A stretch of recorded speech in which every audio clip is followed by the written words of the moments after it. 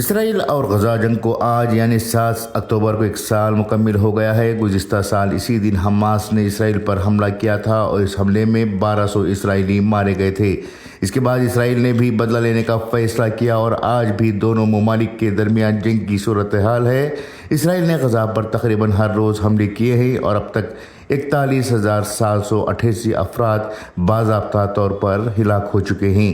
اس میں نہ صرف حماس کے کارکن شامل ہیں بلکہ عام شہری بھی شامل ہیں۔ ان میں خواتین اور بچے بھی جاں بحق ہوئے۔ غزہ کے لوگوں نے اس پورے سال اسی طرح کی بمباری دیکھی ہے۔ 1 سال مکمل ہونے پر اسرائیل نے دوبارہ غزہ پر بم گرائے جس میں 18 افراد جاں بحق ہوئے۔ غزہ میں اب تک 41,788 افراد جاں بحق ہوئے ہیں۔ تاہم بڑی بات یہ ہے کہ 41,788 افراد کی جان لینے کے بعد بھی اسرائیل اپنے مقصد میں مکمل طور پر کامیاب نہیں ہو سکا۔ تاہم بنجمن نتن یاہو نے کہا کہ حماس تقریباً تباہ ہو چکی ہے۔ اس وقت بھی اسرائیل حماس سے اپنے یرغمالیوں کو آزاد نہیں کرا سکا ہے۔ یہ وہ یرغمالی ہیں جنہیں حماس نے گزشتہ سال 7 اکتوبر کو حملے کے بعد اغوا کر لیا تھا۔ اطلاعات کے مطابق غزہ میں 100 اسرائیلی یرغمال بنائے گئے ہیں۔ ان میں سے صرف 70 کے زندہ ہونے کا خیال ہے۔ اسرائیل نے ابھی تک کہیں بھی فیصلہ کن فتح حاصل نہیں کی ہے۔ اس کے علاوہ وہ حزب اللہ اور ایران کے ساتھ الگ الگ جنگ میں بھی الجھا ہوا ہے۔ اسرائیلی عوام کا کہنا ہے کہ وہ مایوس ہیں اور وہ جنگ کے عادی نہیں ہیں۔ 60,000 سے زائد اسرائیلی اپنے ہی ملک میں پناہ گزین بننے پر مجبور ہو چکے ہیں۔ فلسطینی تنظیم حماس نے اسرائیل پر حملے کی پہلی برسی سے قبل ایک ویڈیو پیغام جاری کیا۔ حماس نے 7 اکتوبر کو اسرائیل پر ہونے والے حملے کو سراہا اور اسے گروپ کے لیے ایک بڑی کامیابی قرار دیا۔ قطر میں مقیم حماس کے رکن خلیل اللہ الاحیاء نے ایک ویڈیو بیان میں کہا کہ 7 اکتوبر کے جشن نے دشمن کے خود ساختہ وہم کو توڑ دیا جس نے دنیا اور خطے کو اس کی سمجھی جانے والی برتری اور صلاحیتوں کو فائق سرخرو ہوں گے لوگ تمہارے ساتھ ہیں کے نعرے لگائے۔ مظاہرین نے بینرز اٹھا رکھے تھے جن پر اسرائیل کو ہتھیاروں کی فراہمی بند کرنے کا مطالبہ کیا تھا۔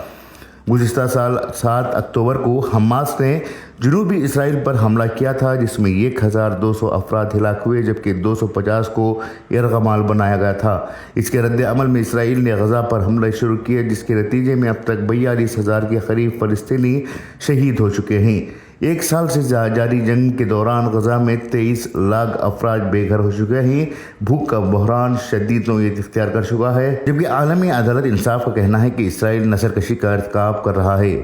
پرتشدد تنازع کی برسی کے موقع پر اقوام متحدہ کے سیکریٹری جنرل نے حماس سے اسرائیلی یرغمالیوں کو رہا کرنے کی اپیل کی ہے۔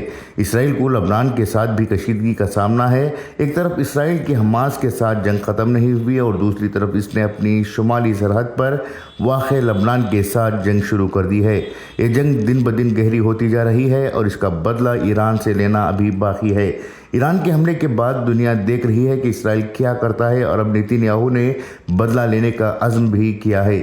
دنیا کو نظر انداز کرتے ہوئے اسرائیل 7 محاذوں پر جنگ لڑ رہا ہے۔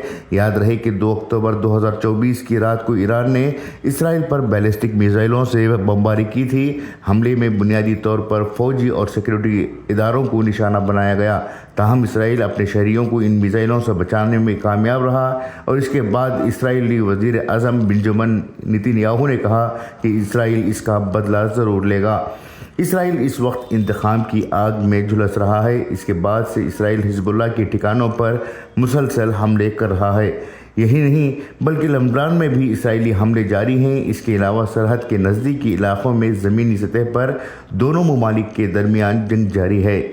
اسرائیل نے اتوار کو ہی لبنان میں 250 میٹر لمبی سرنگ کو بھی تباہ کرنے کا دعویٰ کیا ہے۔ اسرائیل نے اپنی ویڈیو شیئر کرتے ہوئے کہا کہ اس سرنگ کے ذریعے حزب اللہ 7 اکتوبر جیسا بڑا حملہ کرنے کی تیاری کر رہا تھا۔ بیورو رپورٹ، انقلاب نیوز ڈیسک۔